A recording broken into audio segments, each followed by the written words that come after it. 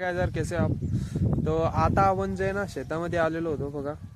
आता शेतामध्ये आलेलो आहे ना. आपल्याला जे तुम्हाला मी मागाच्या ब्लॉगमध्ये सांगितलं होतं की आपण जे कपाशीची लागवड करतोय, कपाशीची लागवड करून आपल्याला कमीत कमी 20 ते 25 दिवस कंप्लीट झालेले आणि 20 ते 25 दिवसाच्या नंतर तुम्ही कपाशीची झाडं बघू शकता. ही जे थोडंसं लेट लावलेलं आहे आम्ही, हे बघा. त्यानंतरचं जे मी तुम्हाला सांगतोय 20 ते 25 दिवसाच्या नंतरचं झाड आहे बघा.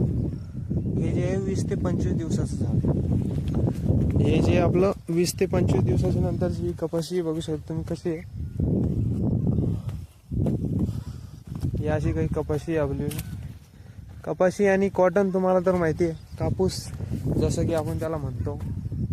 आणि आपण जे खाली लावलेली आहे ती मक्का तुम्हाला दाखवली होती मी पहिल्याच्या ब्लॉगमध्ये. तर आपण जे मक्का सुद्धा टाकलेली आहे वावरामध्ये. मक्का इथं बघू शकता तुम्ही, इथं मक्का टाकलेली आहे आपण. ही आहे मक्का. तर मक्का किती टाकलेली, ती 2 बॅग मक्का टाकलेली आहे आम्ही. ही बघू शकता तुम्ही, ही मक्का आहे.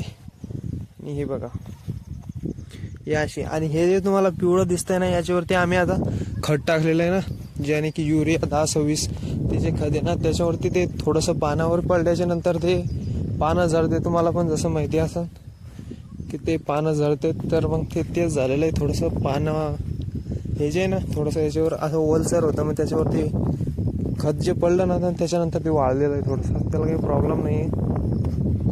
हे बघा, ही आपली मक्का आहे. आणि याच्यानंतर तुम्हाला दाखवतो मी ही कपाशी. ही बघा, ही पण कपाशी तुम्हाला दाखवलं होतं मी. ही जे इथं लावताना सुद्धा दाखवलं होतं. ही बघा, ही कसं आहे, थोडी सरी वाकडी आहे, ही आपण नाही पाळलेली. पण ही बघा कशी दिसते.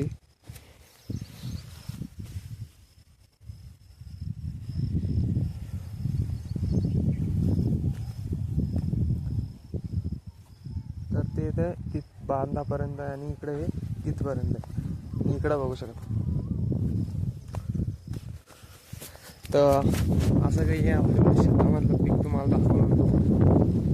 अजून पण आहे, तिथं पण दाखवलं. चला मी तिकडं जाऊन तुम्हाला दाखवतो. तिकडं गेल्याच्या नंतर मी ब्लॉग स्टार्ट. तर आपण आता आलो आहे मिरचीच्या प्लॉटमध्ये. तर तुम्हाला दाखवतो मी मिरची कशी आपली ओली. इथं आपण जे मिरची लावलेली आहे बघा, हे आपल्याला मिरचीचं प्लॉट आहे. मिरची बघू शकता तुम्ही कशी आहे सध्या. हे बघा मिरची, ही अशी मिरची आहे आपलीवाली. आणि मिरचीच्या मधला जे अंतर आहे ना, 1.5 फुटाच्या आसपास आहे. हे बघा, या अशी काही आपली मिरचीची लागवड केलेली आहे. आणि त्याच्या शेजारी जे आहे आम्ही मुंगफली आणि की भुईमूग त्याची सुद्धा लागवड केलेली आहे. भुईमूग जे तुम्हाला माहिती नसेल ते शेंगदाणे म्हणतात त्याला. शेंगदाण्याची सुद्धा लागवड केलेली, तुम्हाला ते पण दाखवतो मी शेंगदाणे कसे. तर हे बघा, इथं लावलेले आपण शेंगदाणे, ते की भुईमूग, त्याला इकडं भुईमूग म्हणते. अशी असते झाडं बघू शकता तुम्ही.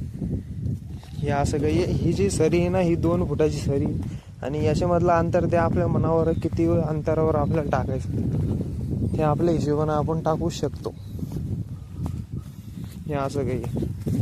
तर आपण चाललोय इथं शेजारी आपला टमाटरचा सुद्धा प्लॉट आहे.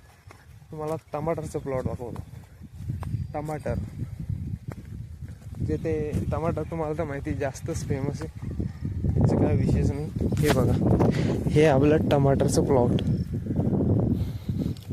हे टमाटर कसे आपले कमेंट करून नक्की सांगा. हे बघा, हे जे आहे ना काय झाड आहे, हे बैलांनी पाय दिलेलं आहे ना, त्याच्यामुळे ते मोडलेलं आहे. त्याचा काय विषय नाही.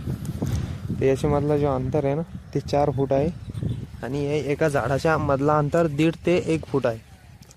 1.5-1.25 फूट असं काही अंतर आहे. हे बघू शकता. हे असे आपले टमाटरचा प्लॉट आहे. हे जे आहे ना, हे पूर्ण आपलं शेत.